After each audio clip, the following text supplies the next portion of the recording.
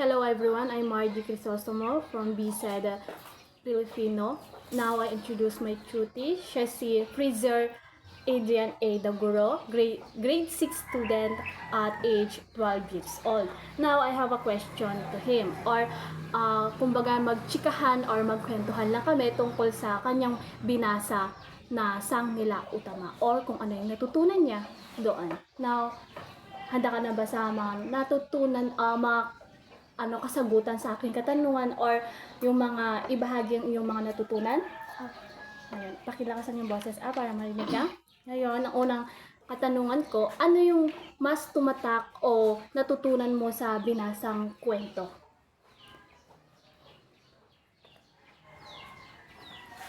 Maglalaro pa tayo mga.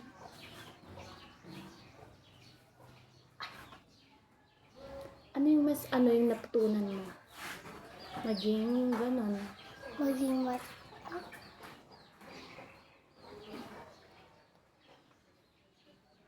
Hindi kaya mo.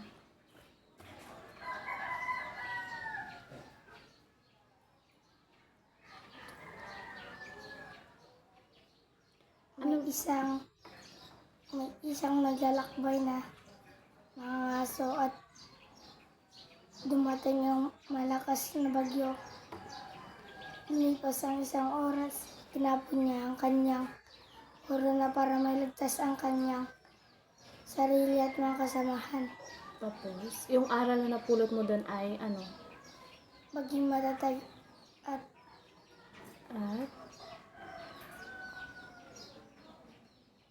Sige pa, yung panalinin mo pa. At malalim ang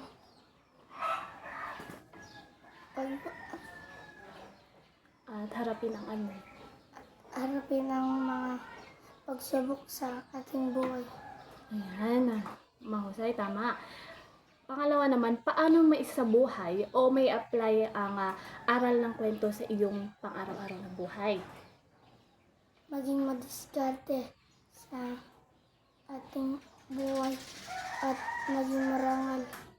Ayan, napakagandang kasagutan naman yan. At ito, anong bahagi ang kwento ang mas tumatak o pinakagusto mo sa kwento na binasa mo?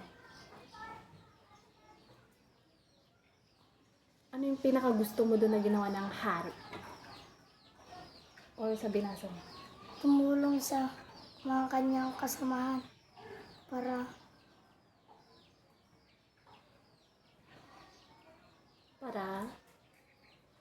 mailigtas. Paano niya iniligtas yung mga kasamahan niya? Tinapon niya ang kanyang korona. Ayan, tinapon niya yung corona. Ano pa yung kinahiligan ng hari? Mga aso. So, at saka, meron pa isa.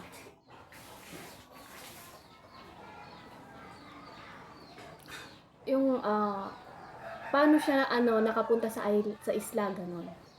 Naglakbay. Ayan, naglakbay siya patungo sa Isla. isla. Tama. Ngayon, ito, pang-apat. May napansin ka ba nag-improve sa iyong sarili o especially sa iyong pagbabasa? Naging mabilis ang aking pagbasa at natutunan ko na magbasa ng English at malalim na mga salita. Ayan. Panghuli, nag-enjoy ka ba sa every session na ginawa natin na pagbabasa? Opo, Bakit? kasi natutunan ko pa magbasa. At ano pa? Meron pa ba? Wala na pa. Ayun na lang, okay.